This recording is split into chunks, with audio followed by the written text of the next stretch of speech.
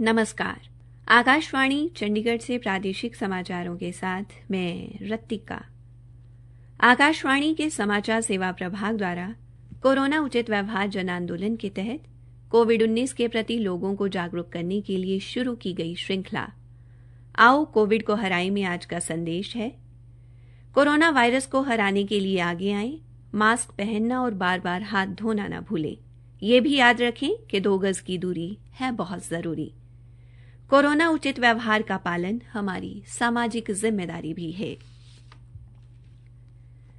प्रधानमंत्री नरेंद्र मोदी ने कहा है कि देश की डिजिटल क्षमता बहुत ज़्यादा है और भारत की मोबाइल प्रौद्योगिकी गरीबों और समाज के कमज़ोर वर्गों की मदद करने में सक्षम है।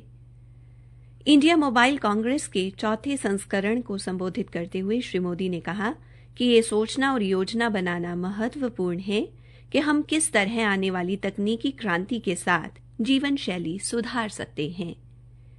उन्होंने कहा कि बेहतर स्वास्थ्य देखभाल, शिक्षा, बेहतर सूचना और हमारे किसानों के लिए अवसर और छोटे व्यापारियों के लिए मंडियों तक बेहतर पहुंच जैसे कई लक्ष्य हैं जिन्हें डिजिटल प्रौद्योगिकी की मदद से पूरा किया जा सकता है।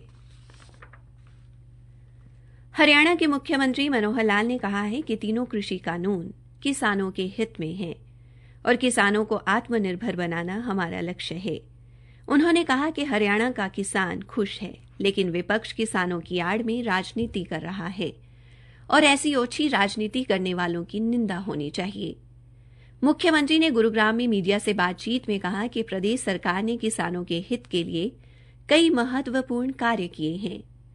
किसान हित में किए गए कार्यों का उल्लेख करते हुए मुख्यमंत्री ने कहा कि जब से उन्होंने सत्ता संभाली है, किसान हित में उन्होंने बहुत से कार्य किए हैं। मई 2015 में जब फसलों का नुकसान हुआ था, तब पहली बार किसानों को इतना मुआवजा दिया गया था जो पिछले 48 सालों में नहीं मिला। मुख्यमंत्री ने कहा कि प्रदेश सरकार ने भावांतर भरपाई योजना लागू की, जिसके माध्यम से किसानों को करोड़ों रुपए की सहायता दी गई। इसी प्रकार पानी बचाओ अभियान चलाया गया। मेरा पानी मेरी विरासत योजना के तहत किसानों को 80,000 एकड़ से अधिक भूमि पर वैकल्पिक फसल बोने के लिए प्रेरित किया गया। कोरोना काल में भी फसलों की खरीद के लिए जहां पहले 400 मंडियां थीं, प्रदेश सरकार ने 1800 खरीद केंद्र खोले, जिनकी किसानों ने स्वयं प्रशंसा की। केंद्र सरकार ने किसान संगठनों द्वारा आज भारत बंद के आह्वान के मद्देनजर राज्यों और केंद्र शासित प्रदेशों को कड़े सुरक्षा प्रबंध करने को कहा है। नए कृषि कानूनों के खिलाफ राष्ट्रीय राजधानी की सीमा पर रोष प्रदर्शन कर रहे किसान संगठनों ने आज सुबह 11 बजे से बाद दोपहर 3 बजे तक भारत बंद का आह्वान किया है।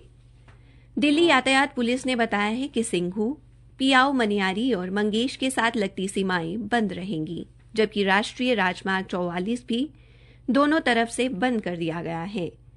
दिल्ली यातायात पुलिस ने यात्रियों को आउटर रिंग रोड और जीटी करनाल रोड पर न जाने की सलाह दी है।